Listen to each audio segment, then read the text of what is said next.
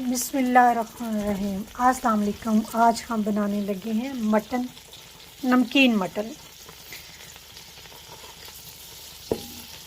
ये बटर लिया मैंने। मटन मेरे पास हाफ़ kg था, वही मैंने लिया है। मियाँ जी का दिल कर रहा था नमकीन मटन खाने का, तो मैंने कहा चले बना देती हूँ उन्हें। 4 मैंने लिए हैं टमाटर, अदरक का मैंने एक पीस लिया है, 10 मैंने ये गार्लिक लहसुन के पीस लिए हैं। मसालों में मैंने नमक लिया है 1 टेबलस्पून, हाफ़ टेबल स्पून मैंने काली मिर्चें लिए हैं और 1 टेबल स्पून ही मैंने गरम मसाला लिया है। मटर मैंने देखें प्रेशर कुकर में डाल दिया है। और अब ये जो हमारे पास गार्लिक और अदरक है, इसको हम पीस लेते हैं। ये देखें जी, हमने अदरक के पीसेस कर लिए हैं और ये दौरी डंडा या कुंडी डंडा बाज़ लोग कहते हैं, इसमें हम इसको अच्छी तरह इसको पीस लेते हैं। लें जी, हमारा अदरक और लहसुन पीस चुका है। अब इसको हम बटर में ऐड कर देना। बटर में हमने ऐड कर दिया। बढ़िया अच्छी सी खुशबू आ रही है।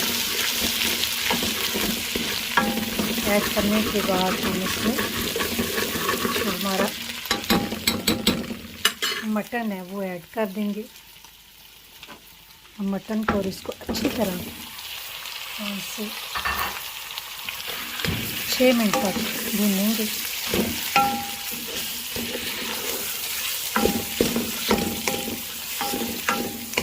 आप बटर की जगह पे कुकिंग ऑयल भी यूज़ कर सकती हैं, डाल्डा घी भी यूज़ कर सकती हैं।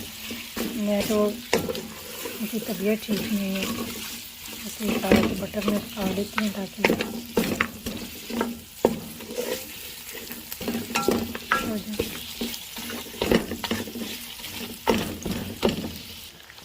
नहीं जनाब, गोश्त देखें गोल्डन ब्राउन हो चुका है। हमने इसे 6 से 7 मिनट तक भूना है। जितने अच्छी गोश्त की बनाई होगी ना, उतना गोश्त मज़े का बनता है। अब इसमें हम हाफ़ kg पानी ऐड कर देने लगी हूँ। हाफ़ kg पानी ऐड करने के बाद इसका मैं प्रेशर बंद कर दूँगी 15 मिनट के लिए। जब इसकी विसल बजेगी फिर इसको 15 मिनट में काउंट करूँगी। मिलते हैं 15 मिनट के बाद। हमने प्रेशर कुकर में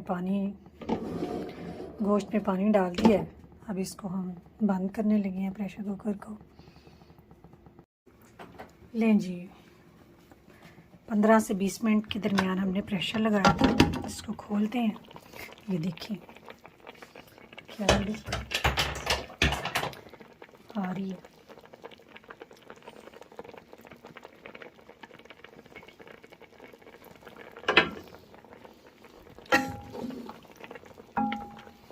गोश्त सॉफ्ट हो चुके हैं।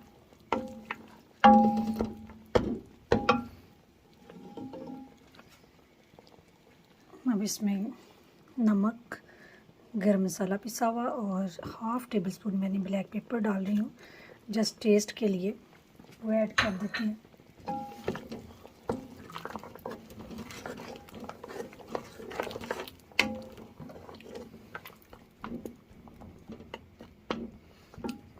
और जो टमाटर थे वो मैंने कद्दूकश कर लिए हैं, मैं इसमें ऐड कर दूंगी। कद्दूकश करने से फ़ायदा ये होता है कि जो आपके छिलके हैं वो नहीं आते बीच में, विदाउट छिलकों के हो जाता है, पील हो जाता है, ऊपर से छिलके उतर जाते हैं।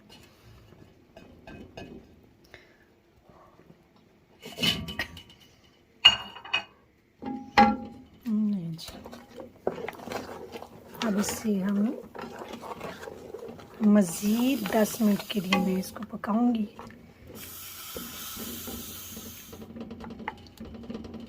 10 मिनट तक इसे पकने देंगे। कलर तो आप देख ही रहे हैं कितना खूबसूरत इसका लग रहा है और इंशाअल्लाह ताला इतना ही ये मज़ेदार भी होगा हमारा नमकीन गोश्त। मिलते हैं 10 मिनट के बाद। इसको 10 मिनट मज़ीद पकने देती हूँ। लें जनाब, हमारा नमकीन गोश्त तैयार हो चुका है। मैं हल्की सी इसमें ग्रेवी रखी है। अगर आप ग्रेवी नहीं रखना चाहते तो भून भी सकते हैं इसको। इस रेसिपी को ज़रूर ट्राई करें। मुझे अपनी दुआ में याद रखें। फ़ी अमान अल्लाह। अल्लाह हाफ़िज़।